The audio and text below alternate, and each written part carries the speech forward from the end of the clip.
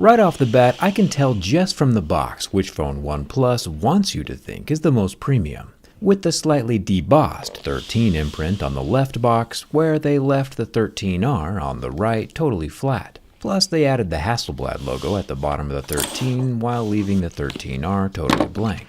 However, as I open each of the boxes, why do I feel like the 13R is the more premium version, and not the other way around? The 13R is indeed quite a bit less expensive at $599. It's the Black Nebula Noir color. Noir means dark and cryptic, which is fitting. The more expensive $899 13 is on the left. This one is the White Arctic Dawn. However, the curved glass on both the front and the back of the 13 is kinda giving me 2019 vibes. 2019 was 6 years ago, by the way. I feel like the completely flat front and back of the 13R is speaking a language more suitable to 2025. And with that substantial $300 price difference, it's worth delving into the variations as we assess the durability. It's generous of OnePlus to include charging bricks in the box. The 13 comes with an impressive 100-watt brick, while the 13R only has an 80-watt block. But to be fair, that's still like comparing Superman to the Flash. Both are ridiculously fast. It's a clever analogy since, like both of these characters, those charging speeds will only ever exist in an iPhone user's dreams. The white 13's glass also has slightly more texture than the matte 13R. The real difference, though, is in the glass on the front, with the 13, remember the more expensive one, having something called ceramic guard. iPhones have something called ceramic shield, and Samsung has Gorilla Glass armor,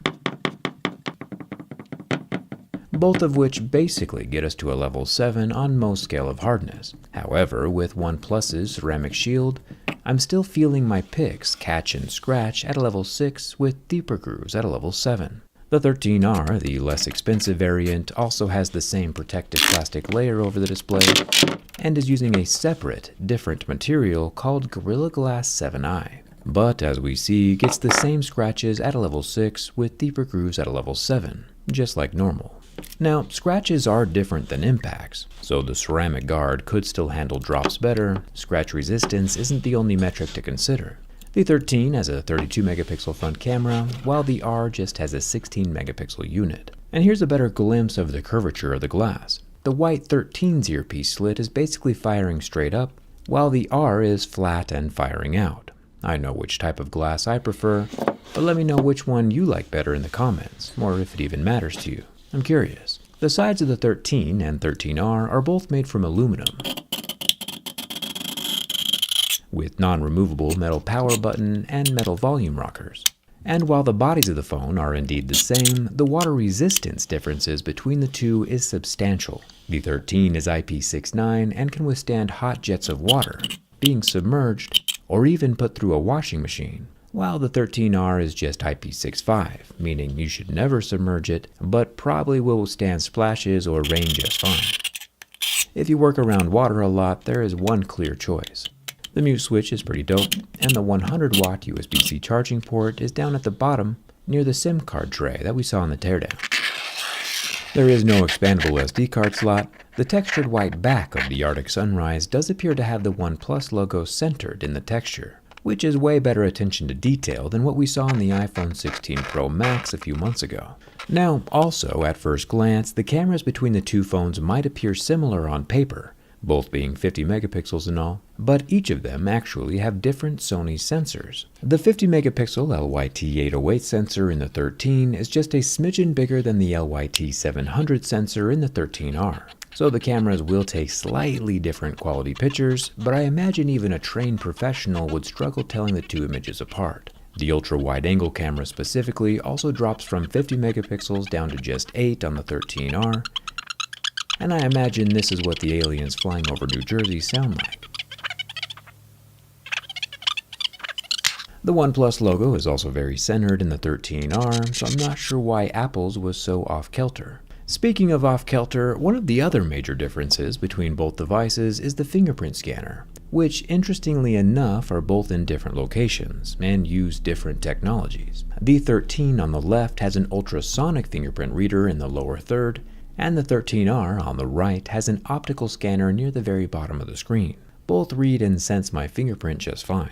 In my teardown video, I assumed that the ultrasonic fingerprint reader would be better at capturing my fingerprint even if the screen was wet, utilizing that new AquaTouch 2.0 feature set. But it turns out that even after level 7 deeper grooves are added, and the phone is spritzed with some H2O, the 13R with its optical scanner appears to unlock the phone more often and more consistently than the ultrasonic fingerprint reader on the left. Thumbs up for that.